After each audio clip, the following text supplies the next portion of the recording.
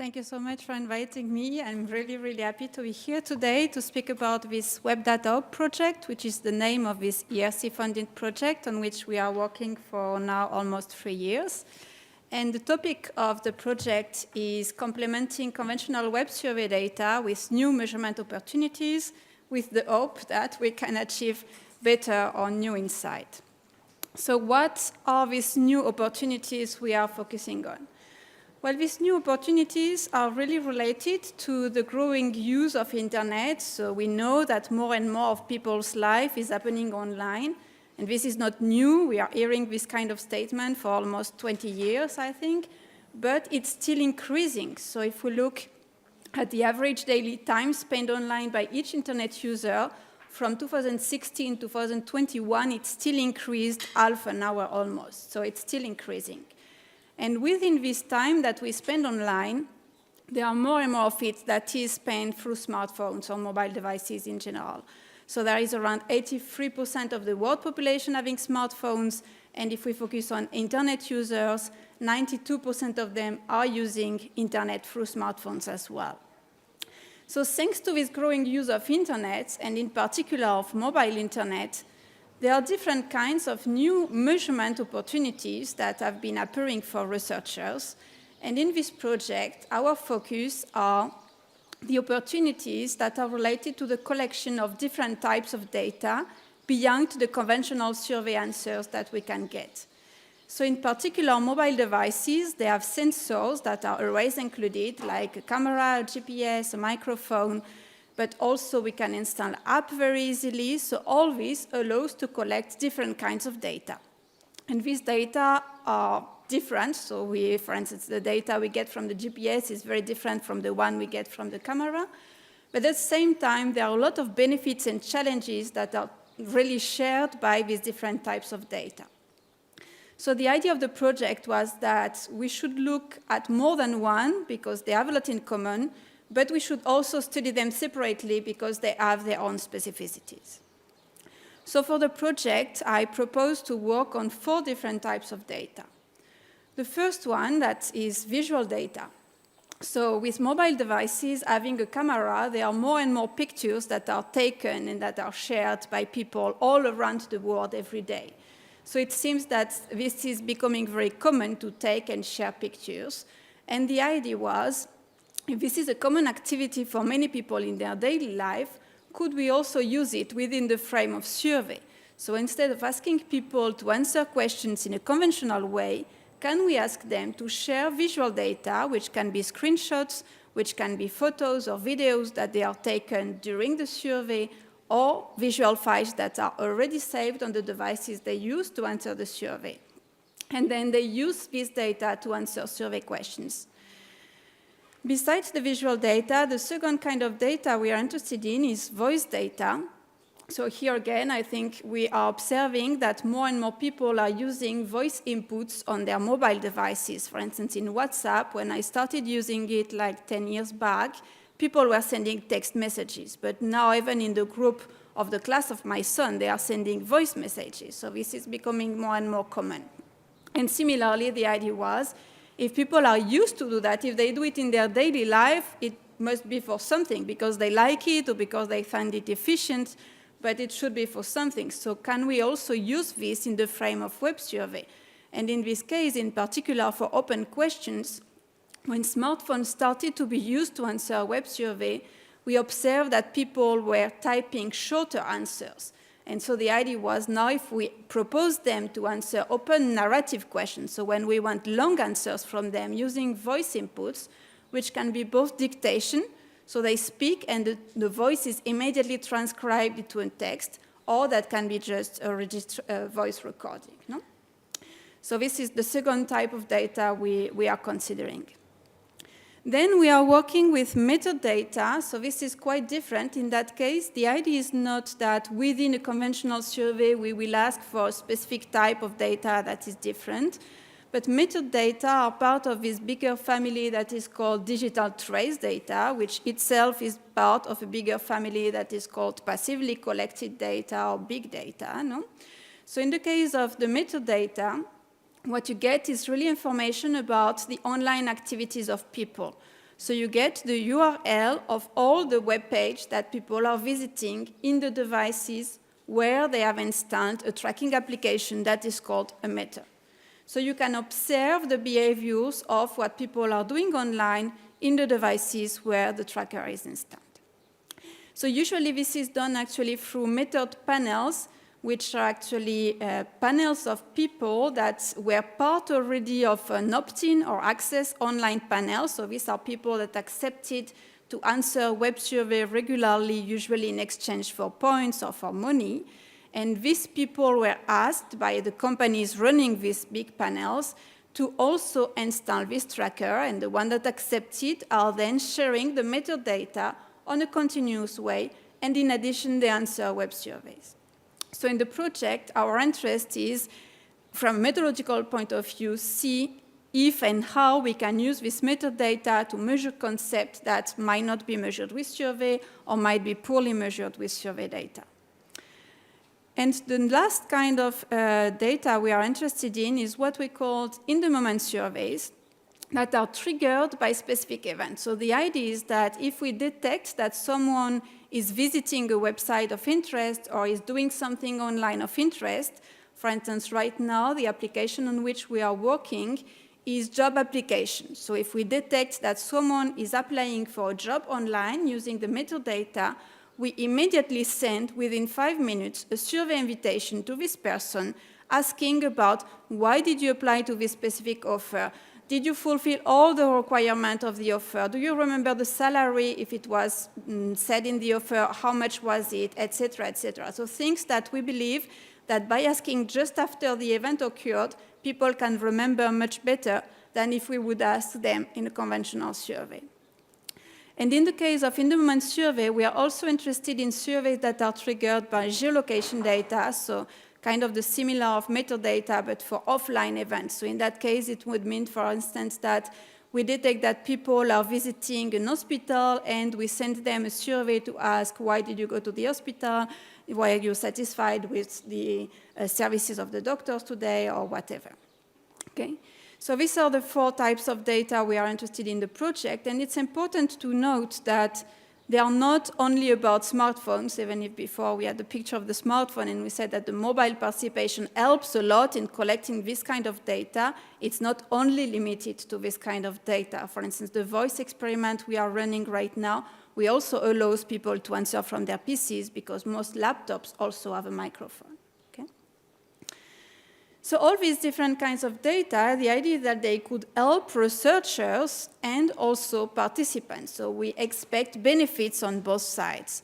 And I will try to summarize them quite quickly now. So the first main type of benefits that we expect from this kind of new data is that they could reduce measurement errors that we know we have in survey data. So I'm basically, at the beginning at least, I was a survey methodologist, and now I'm moving toward other kinds of data. And I've been working during many years on measurement errors in surveys, and after seeing how large these measurement errors might be for measuring many concepts of interest, the idea was we need to do something else because some of the measurements we got in surveys are just so bad. And one idea was, well, this kind of new data, well, for different type of concept, for instance, all the concepts that are about past behaviors. We know from all the research that exists about survey that people do not recall properly many things that we're asking them about in surveys. And sometimes they think they recall, but in fact, they don't recall the way it happened. So this is a very famous phenomenon in psychology, that the remembering self is not the same as the experiencing self, which means that how I remember things is not how I experience them, which I think is why people have more than one kid. Otherwise, we'd have probably stopped after one. No? So in all these kind of things, I think that we might improve with the new kinds of data. And also another big category are all the social desirable questions. So all these questions about sensitive topics where people tend to just lie to present themselves positively, even in web surveys, so even without the presence of an interviewer. Well, if you use passively collected data, in principle, it's much more difficult to lie because you need to really stop doing the behavior or do it in some devices where the meter is not installed, etc. Besides the potential of reducing measurement errors, these new kinds of data provide a larger amount of data than what you can normally collect through typical or conventional survey questions. This is particularly the case for the metadata, but also, for instance, for visual data. So there is the famous adage that an image is worth 1,000 words, which tells it all, no? And in the case of the passive data, besides, I told it before, it's collected in real time and in a continuous way, which means that at the end, this kind of data can be used to measure new concepts that we didn't even try to measure before in survey data because we knew it would just fail, or to answer new research questions. For instance, when a crisis is happening, like when the war in Ukraine started, something that you didn't know exactly when it would happen, well, if you have the metadata, you will have the data from just before and just after because they are collected minute after minute on a continuous way. So you could look immediately how people change their online behavior when they learned about the war and then how it evolves with time, etc. And this is something that you didn't need to plan ahead. On the participant side, on the other hand, we also expect benefits, in particular for visual data and voice, because people do use them in normal life. We expect that this would be more enjoyable than just answering lists of agree-disagree scales, for instance, and that it would be less effort and time, in particular in the case of the passive data. This is clear because they only have to set up the tracking application and then they do not have to do anything anymore. So we do expect that the benefits are not for all concepts, of course, so it's not the end of conventional questions for sure, but that there are many different applications where we could benefit from using this different kind of data. Unfortunately, things are not that easy, and if many people can just think that using this kind of new data is straightforward, the reality is that it is really complicated. And each time we try more, we find just even more problems. So this is really not easy at that point, I would say. And one of the big problems is that using survey is also really not easy. And actually, I was using these same pictures, just sending new data for survey data some years back in my class for my student when teaching survey design. The big difference is that we have a lot of knowledge about survey data, and we have almost no knowledge about a new type of data. That's why they are new. No, that's the definition. So the main goal of this web data project is, well, let's try to get some more knowledge. We will not be able to get all the one we need, of course, but let's try to start in that direction to get a little bit more knowledge and to get in a situation more similar to survey where it's also difficult, but we know, for instance, that agree-disagree scales are bad, or we know we should avoid using grids because for many years already research has been done on these topics. So this is to give you like the more general overview of what we are looking at in the project. And now for the second part of the presentation, I want to go through two more specific examples. So I'm not a specialist at all about migration, so I try to find some questions that might be relevant, but maybe you say they're already answered and very well, but I think it could be similar presentation with other questions, so it's just for an illustration purpose.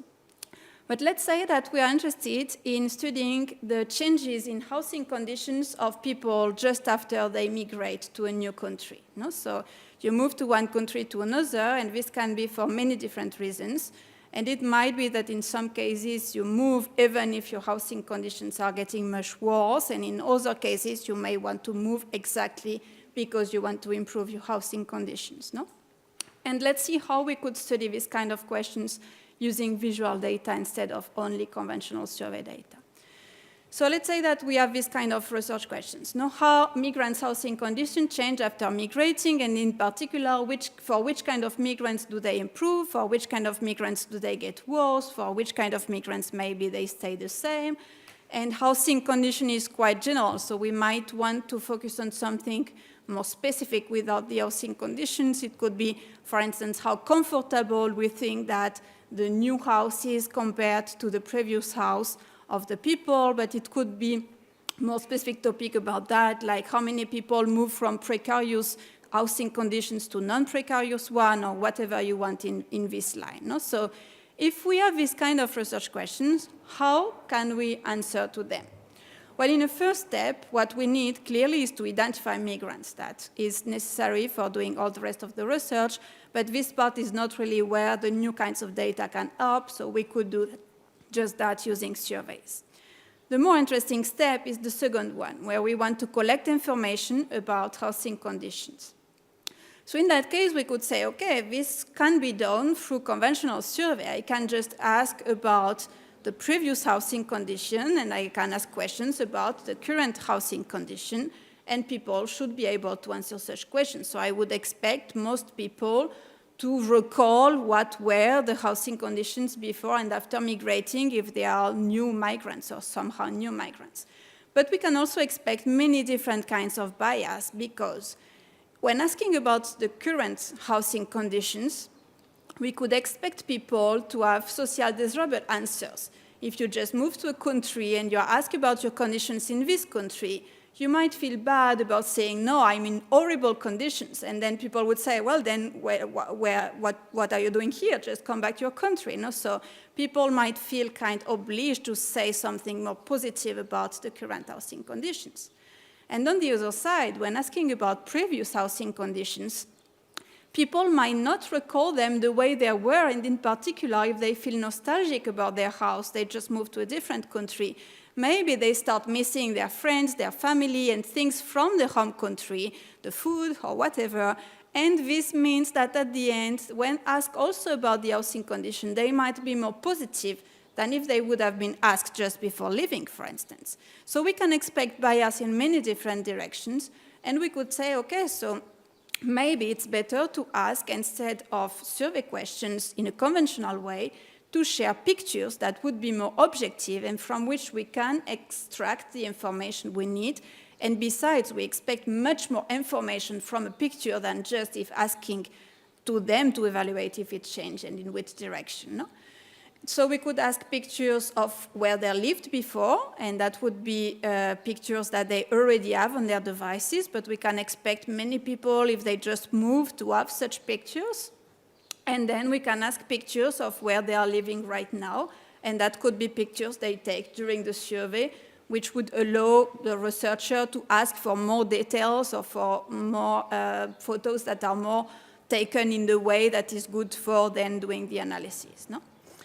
And then we will have still a next step if using images, which is to extract the information, but I will speak more about step 2 and step 3 just in a minute.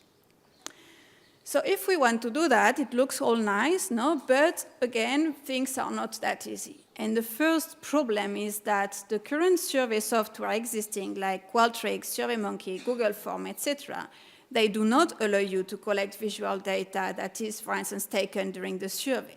So the very first problem is that you need a specific tool to be able to get such data within the frame of a web survey. And there were some tools developed by private companies, but there were really not a good tool that people could use for free. So in the frame of the Web Data project, one of the first things that we have been doing is developing such a tool. The problem is that even with what we developed, it's still not that easy because the tool is not working just by itself. It's not an application. It's a code that you need to embed within the survey software that you are using. So it means that you still need to have some programming skill to be able to do it, or to have someone programming for you to be able to do it. And another big issue is still where do you save all the files of all the photos or videos that people are sending to you? So what we propose in the manual of this tool is to use Amazon Web Service, but still it means you need to have an account, you need to pay for that. So all this is already quite complicated and cannot be done if you are really a lone researcher, for instance, doing your PhD in most cases. No? Now let's say that we solve the problem and that we can really, on a technical point of view, collect and save the images. Then the second problem is, are respondents really sending the images when asked to do so? And we did a first experiment before starting with the ERC, in which we find that around half of the respondents were sending the pictures and the other half didn't. So when we started with the ERC, what we did is try to understand the mechanism behind that, try to understand why we got such a low participation. And we did this work with Patricia Iglesias, who is doing her PhD on this topic. And so what we did is try to ask about different aspects that could link to non-response. So do people have the skill to really do that? Do people have the data available? And do people are willing to do it?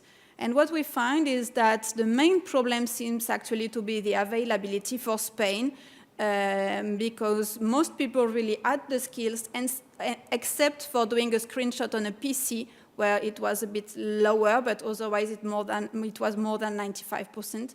And the willingness was actually also quite high. If you do manage to get the images, then you still have one more big problem, which is that you cannot just conclude about your research questions directly from the images. It's not like having a radio button questions and the options already give you results and you just have to take a tab or something, summarize, and you will get your answers. If you get images, you need to extract the information of interest from the images, which is a process that is called classification. And this is something that will completely actually really affect the final quality of your data. So depending how you extract the information, the data quality at the end using the images might be much lower or much higher. And the problem is, again, that doing this classification is really not an easy task. And there is a full field working on this kind of things that is computer vision. And there they have a lot of knowledge, but they are not working with survey data. And people normally working with survey data are not expert in computer vision. So we tried actually within the Web Data project to create a practical guide for researchers that are not from computer vision field to try to understand better the issue of classification and the problems and how you can do it better. So the main problem is first to define exactly which information you want to extract from the images, which labels you will give to this information, and then how you will extract it. Are you going to do it just manually, which probably might be more performant in some cases, but then takes a lot of time and is really not efficient in terms of cost? Or are you going to try to use automatically codification, so for instance through machine learning algorithm? But then you are limited towards the kind of things that you can extract. So just to illustrate that a bit further, going back to the example, let's say that we got a migrant and that this person sent 2 pictures of the housing conditions in the country of origin, and then 2 pictures of the housing condition in the new country. And from that, you will want to deduce if the housing conditions improved or get worse or stay the same. Well, here a human ace can probably conclude that in the new country, the housing conditions seem somehow worse than in the home country, even if it is quite subjective, and some of you might disagree with that. But if you try to automatize this kind of extraction of information with existing API that are doing this kind of stuff, like Google Vision, you will get something that is completely useless, because the kind of classification that already exists for this kind of images gives you information like window, house on one side and building on the other. So you cannot use existing API for that. So it means that the 2 options you would have is manually, but it means a lot of time and work and a lot of subjectivity also in the classification potentially, or develop your own algorithm, but for that you will still need manually first to code questions, then train your data. So you need a lot of data, a lot of experts, and a lot of time to do such a thing. So actually a topic like that, at this day, the only option almost would be to do it manually, which would still mean a lot of time. No? So it would really not be easy. And of course, it's even more problem. No? We have even more problem when trying to use visual data. One very famous one is selection bias, which is a problem we always have with any kind of data collection. No? But here we have the additional question of, are the people that are sending the images different from the people that are not sending images? And probably the question is yes, at least on some aspect, like in terms of privacy, there are probably different levels of privacy issue or things like that. But the good point here is that we do have a lot of information about the people that are not sending images as well, which is not the case when you try to compare, for instance, people that participate or do not participate in a survey. Because the way we did it, at least so far, when trying to ask for visual data, this was just one question within a conventional survey, and it was not compulsory. So if people didn't send a picture, they could just go on, and actually in some cases, in some experiments, we even had an option of I don't want to do it or I don't know how to do it, and they could continue, which means that we have information about all the other variables for these people. So in terms of, for instance, doing weighting or matching, we have a lot of information available, which is not always the case. And of course, depending on the target population, it might be more or less problematical to have this kind of selection bias. We also have, as always with survey data, data protection and ethical issues. But again, here they are more important even, because if we're asking for visual data, it's very likely that people do not realize everything that you can see on the images they are sending. So if I'm asking for the images of the living room, as we saw before, it might be that on some of the wall there is some pictures of the kids or some personal information with some names, and they might not realize, like here, if I take a picture of the room, I may not realize that there is this information just here on the wall. So they might send the visual data without realizing everything they are sharing, which is quite different from answering just radio button questions. So the problem is much bigger as soon as you ask visual data. And if they send, for instance, faces of people that are third parties and did not accept to share their face with us, you can have really much more problem in terms of data protection issues. And there are more problems, but I will move to the second example.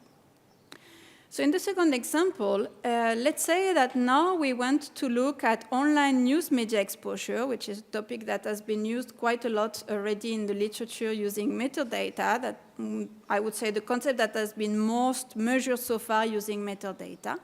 And in that case, because we want something about migrants, let's say that we want to know about the migrants' online news media exposure.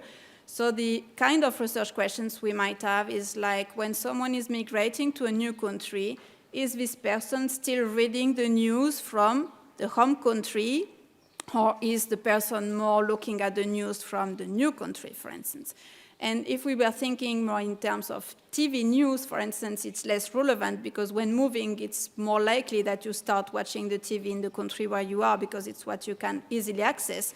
But for online news, it's very easy to continue reading the news from your home country, even if you are in a different country. So we can really wonder if the news that migrants are reading are mainly coming from the country of origin or the new country, or both equally, or still other countries, and probably there are different kinds of migrants having different kinds of mix. We may want to identify them, or we may want to identify factors that are affecting that, like is it that the more you stay in a new country, the more you start reading the news of this new country, or is it more related with the education of the migrants, etc., etc.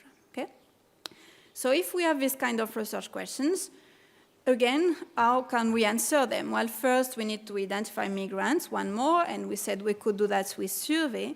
But if we are going to work with metadata anyway, which is the case in this example, we could also use the metadata to try to identify some migrants.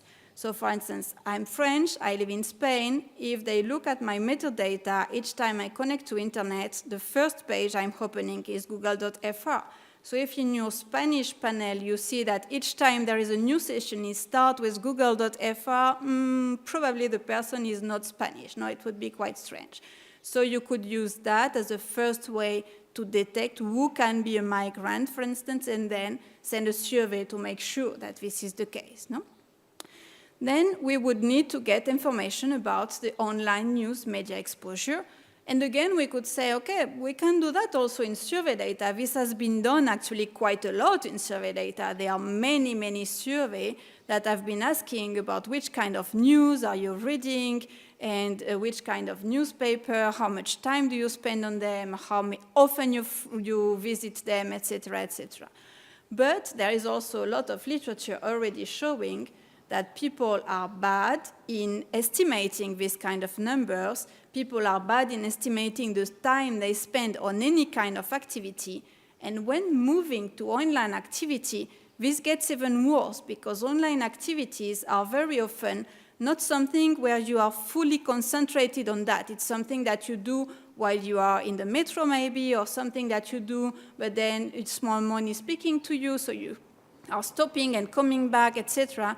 And the kind of events are often very repetitive, and so it's difficult to distinguish one from the other, so people are really very bad on that. So if we are doing it through conventional survey question, we know that we can expect a large bias in the estimates we will get. So we could say, okay, there is this meta existing. It is allowing us to get information about all the URL people are visiting. It's normally also providing information about the time they spend on each of the URL. It's also providing normally information about the use of app that can be used for media also. So we can use this information to get a better estimate of the online news media exposure. And then if we want also to look at different factors that affect this exposure, well, we can ask them in a complementary survey because, as I said before, normally metadata are collected in the frame of method panel where people both share the meta and also answer surveys, so there is no problem in getting the additional information we need. But again, things are much more complicated if you try to really do it.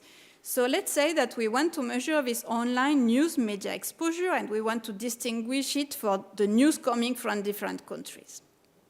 So this is our concept of interest, but as it would be the case if we are using also survey data, we have to differentiate the concept from the measure of this concept, okay? And again, the problem is that in survey, there is a lot of research done about how to operationalize concept into survey questions and which kind of errors we can expect depending on how we operationalize our concepts. But there is almost nothing when we are looking not only at metadata, but actually at big data in general. And so far, there are more than 70 papers that have been published using metadata, and in none of them they are explaining how they operationalize the concept using metadata. They just say, I'm measuring online news media exposure using metadata. No more information. But actually, how do you create the measure using the metadata? Metadata is a series of URLs. So from that, you need to do something to transform it into a measure of online news media. And you need to take many decisions for that. For instance, which are the URL that really you will count as considered as news media? So it means that you need to find a list of all the website or the web page that can contain news such that you can then match this list with the behaviors of the people and know when they are exposed to news media and when they are not.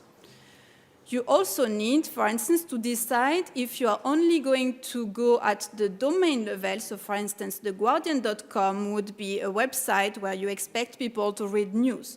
But you could say, yeah, but there is a sports section, and if they read about sport, this is not really what I call news in my research, so I don't want to use all the web page within the Guardian. I want to exclude the ones that are about sport.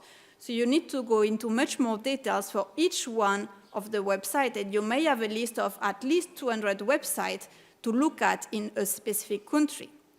So it means you need a lot of knowledge about the media in this country, and you need to be able to read some content and do yourself things, how you can classify content, etc.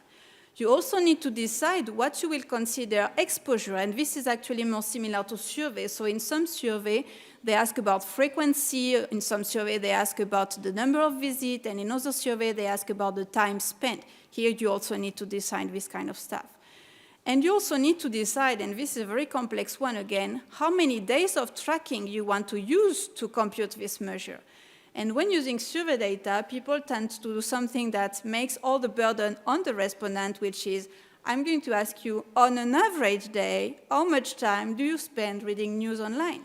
But if you use metadata, you can ask about an average day. You have to compute this average day. And to compute it, you need to decide how many days of tracking you want. And you could say, okay, the more days, the better, for sure. But the more days, the more expensive. Can you afford to pay for more days? Metadata is much more expensive than conventional survey data so far. So what you want is actually to have the minimum number of days such that your results are robust enough. So you need to take all these decisions. And again, there is almost no research to help you so far. So that's why in the frame of the project, we started working on this concept of online news media exposure, but with no focus on migrants.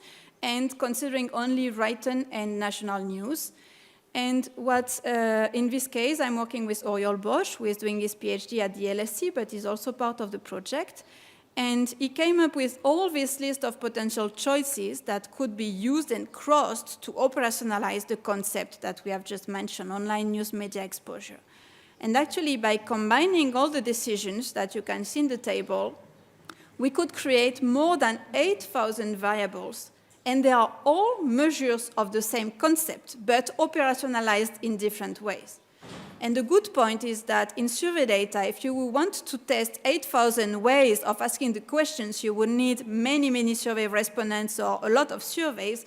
With metadata, you can do it with the same data set, so that's the good point. But then still, what do you do with all these variables? Which one is the best? So what we did with Oriol so far is look first at the convergent validity, which means to what extent all these measures really correlate with each other. If they are all measuring the same concept, they should correlate highly. And we did that using the triple data, which is the first data set, I think, ever that is using metadata in several countries at the same time combined with survey data. And in this case, we focus on 3 countries, Spain, Portugal, and Italy. And what we find in a very, very summarized way is that the convergent validity was only low to average. So it means that the 8,000 ways of creating the same variable, they actually do not correlate so much. So all these decisions really affect what we are measuring. And beside that, we also look at predictive validity using the concept of political knowledge as the variable that we should predict. So the idea from previous literature was that the more people are exposed to news online, the more political knowledge they will have. So political knowledge was measured with survey questions, and then we look how much it correlates with the 8,000 different measures of online exposure. And here we find that there are really high fluctuations again in the predictive validity depending on the choices we make. So summarizing, the choices we make when operationalizing with metadata are as important as the one we make when operationalizing with survey data. The difference is that we have no information about which one are better so far, and we need more research to know that. And then there are many more problems with metadata again, and it's a bit strange because in the literature, I said before that they are not discussing how they operationalize, but they are also not mentioning when using metadata that metadata have errors. On the contrary, there are several papers that have been published that compare metadata and survey data, and any difference between the two, they call it bias in the survey data. So for them, the metadata is perfect. But in practice, of course, this is very far from being the case.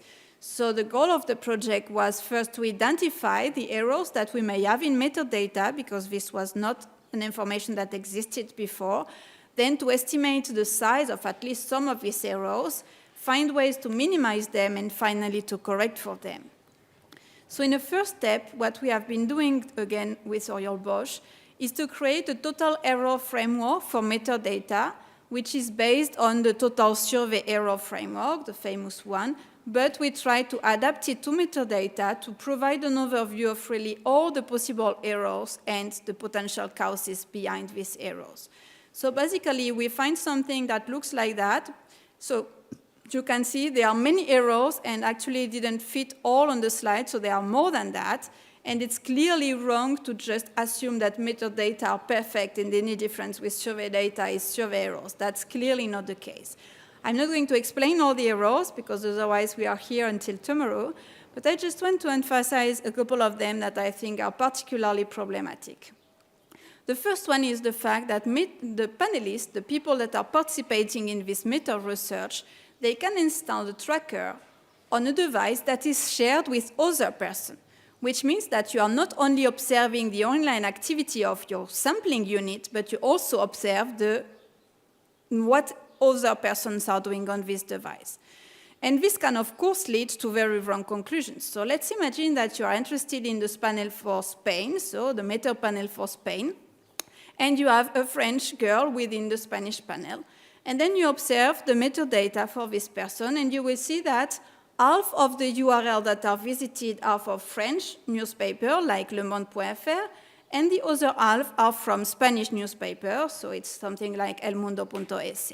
So you could make the conclusions that this migrant that is now in Spain has half-half of media exposure from news from the home country and from the news country. But actually, in practice, it might just be that the device is shared with the husband that is Spanish and who is looking at all the Spanish websites while she is only looking at all the French ones. So your conclusions will be just completely wrong. Okay? Kind of on the opposite side, we also have the problem that Meta might not be installed or not on all the devices that people are using to go online. So for instance, I'm going online right now with this computer, but I'm not tracked for what I'm going to do right now with this computer.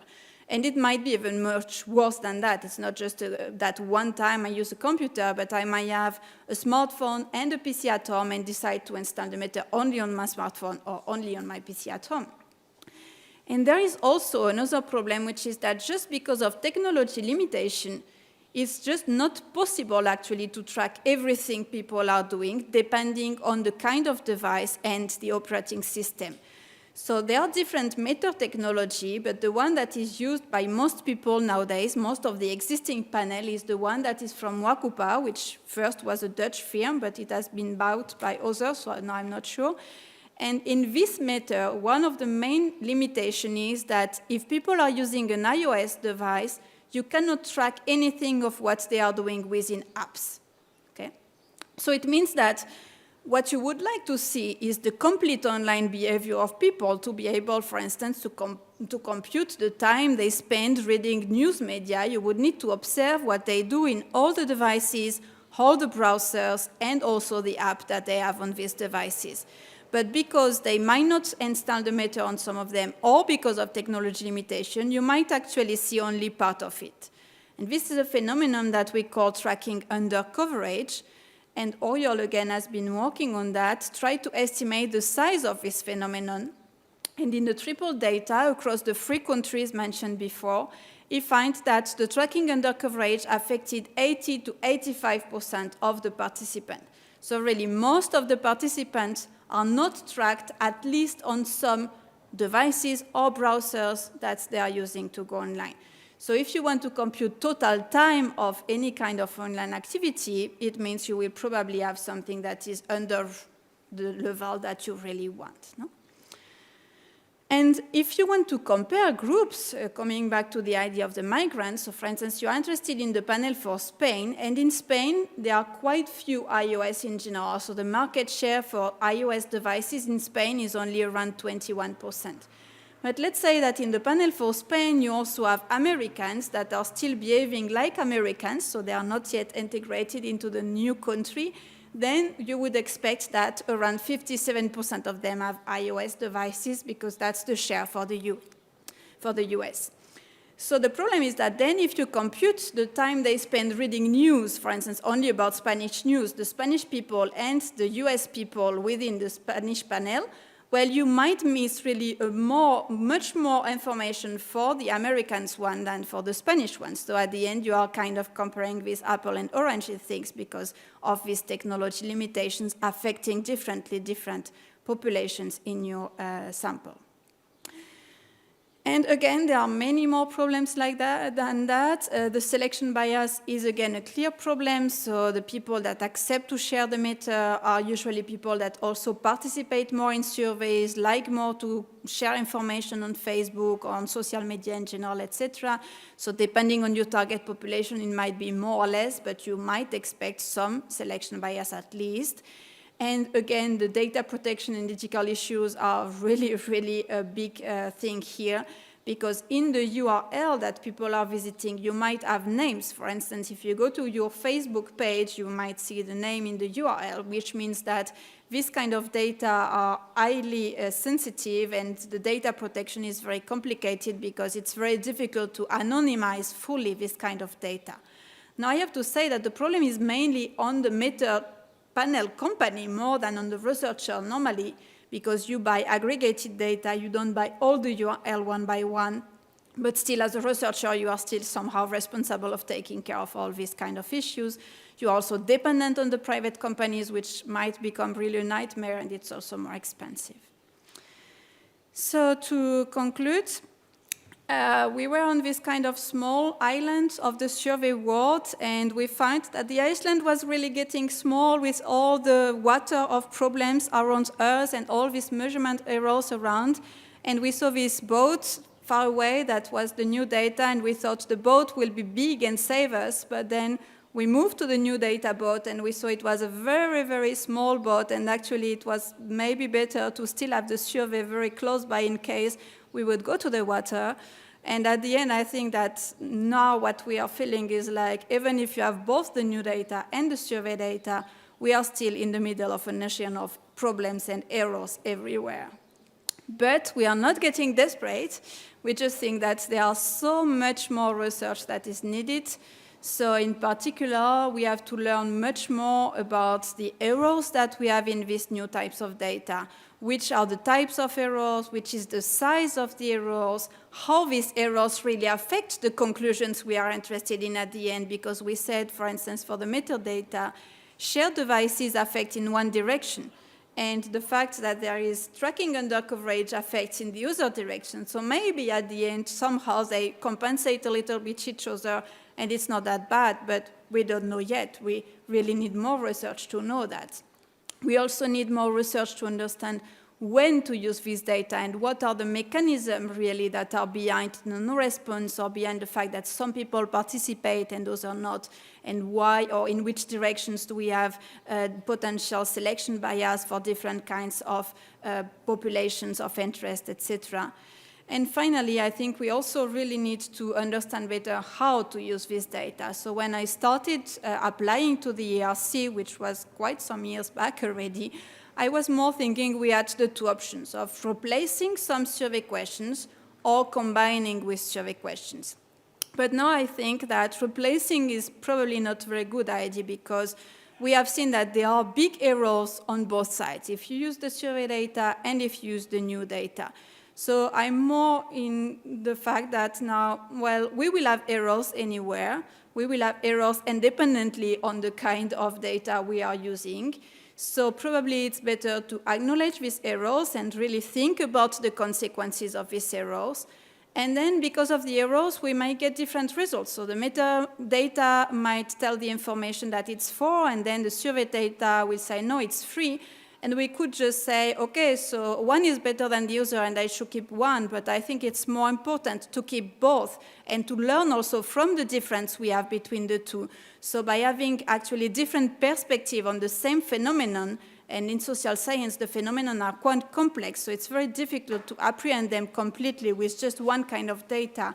So I think that the best is to have complementary information about this phenomenon to try to get a more complete picture of these realities that we are interested in. And that's it for me. Thank you very much.